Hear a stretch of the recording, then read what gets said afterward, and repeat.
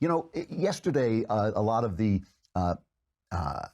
intelligence officers sat in a panel before the Senate. And the big news is, because they can't leave off this Rob Porter story, the big news was Christopher Wray, the head of the FBI, said, no, they did too vet, you know, Rob Porter. And when the White House says they didn't vet him fully, that wasn't so, blah, blah, blah, blah, blah. Okay. So that was the big story there. And this other thing that he's talked about the fact that the Russians are probably going to come after us in the midterm elections as well. So we have to be worried about that. I'm not really that worried. You know, when they actually went in and got the DNC's emails, that was disturbing. Of course, it was Podesta's fault. He was phished. He gave them his password. But okay, that's not something I want to see. But when they send out misinformation, they've been doing that forever. We do it to them. It's kind of par for the course. A free society should be able to counter that by publishing the right information, by pointing out that this is a website by the Russians. That just doesn't bother me all that much. But the thing that struck me was this exchange. One senator asked Christopher Wray, right? He's the guy who replaced James Comey, about the reputation of the FBI after all these scandals and all this news about how they may have scuttled the Hillary Clinton investigation, how they may have spied on the Trump campaign. And Trump had sent out this tweet that said, after years of Comey with the phony and dishonest Clinton investigation and more running the FBI, its reputation is in tatters, worst in history. And they asked Wray about this, and he said, no, everything is great. I go to, every division I go to has patriots, people who could do anything else with their careers but have chosen to work for the FBI because they believe in serving others. And the feedback I get from our state and local law enforcement partners, from our foreign partners, from the folks we work with in the private sector and the community, office after office after office, has been very, very gratifying and reassuring to me. And I'm a big believer in the idea that the FBI speaks through its work, through its cases, through the victims it protects. And I encourage our folks not to get too hung up on what I consider to be the noise on TV and in social media. See, the problem with that is, I mean, he's absolutely right. I keep saying this over and over again. The rank and file of the FBI are fine. And I have heard that many of them are very humiliated by the way the upper level of the FBI has been working. Those are the only people that we've been picking on. They're the ones who made the decision. They're the ones who politicized the Bureau.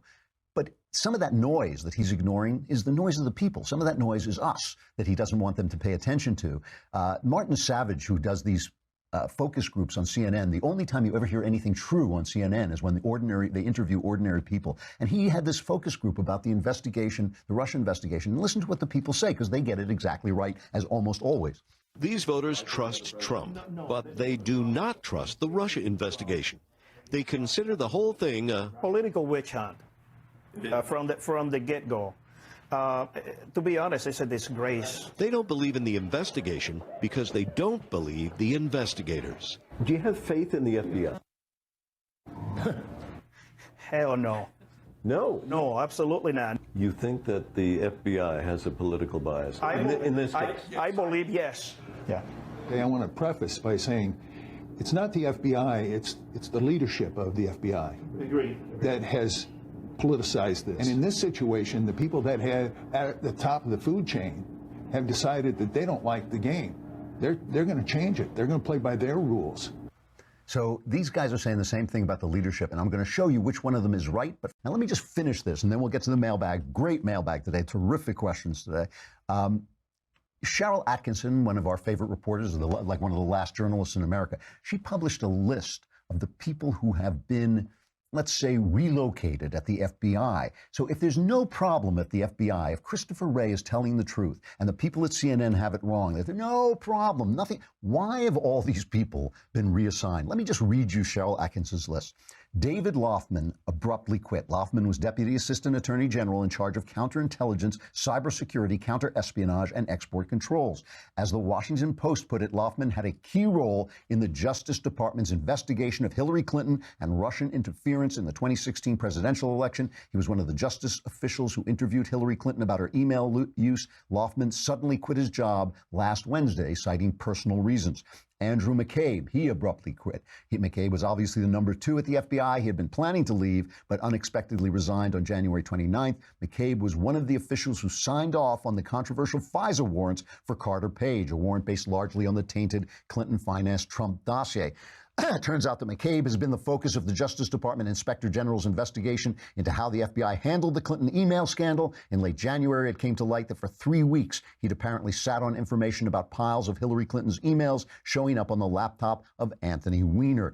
James Baker, he was reassigned. The FBI's general counsel was reassigned in late December amid an investigation by House Republicans into whether he was in contact with David Corn, a reporter for the leftist Mother Jones magazine, about the Trump dossier. Peter Strzok, we know about him, the lover boy. He was removed from the Mueller investigation after they found his emails to his girlfriend. Bruce Orr was demoted. Orr had been associate, this is some list. He had been associate deputy attorney general at Justice, a top-level position, and was director of the Organized Crime Drug Enforcement Task Forces.